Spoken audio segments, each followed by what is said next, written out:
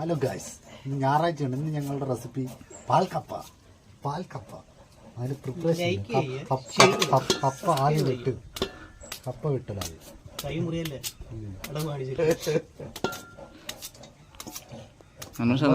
അരിയാണ്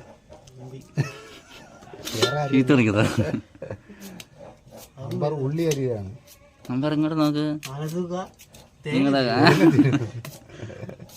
നമ്മൾ കഴുകി വൃത്തിയാക്കി കപ്പയെന്ന് കാണിച്ചാണ്.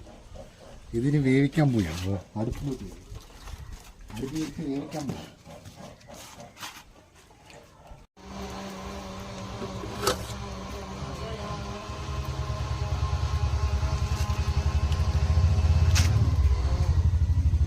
ഇവിടെ രണ്ടെണ്ണം തേങ്ങാപ്പാൽ, ഒന്നാം പാൽ രണ്ടാം പാലും പിഴിയുന്ന ദൃശ്യങ്ങളാണ് നിങ്ങൾ കാണുന്നത്.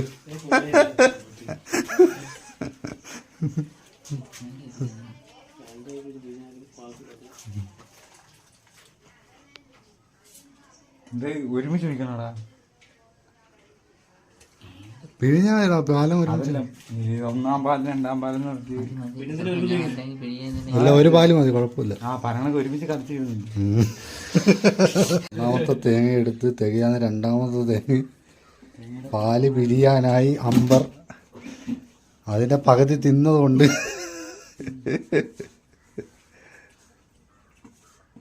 പാത്രത്തിലേക്ക് മാറ്റുകയാണ്.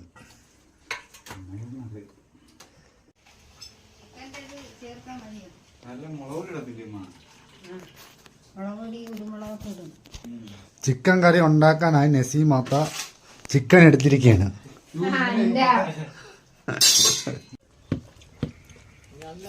പാൽക്കപ്പ റെഡിയായി ഒരുവിധം.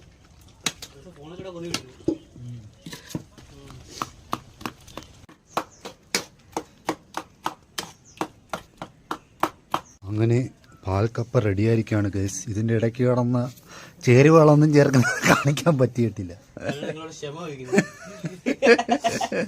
പക്ഷെ എല്ലാം അടിപൊളിയായിട്ടുണ്ട്.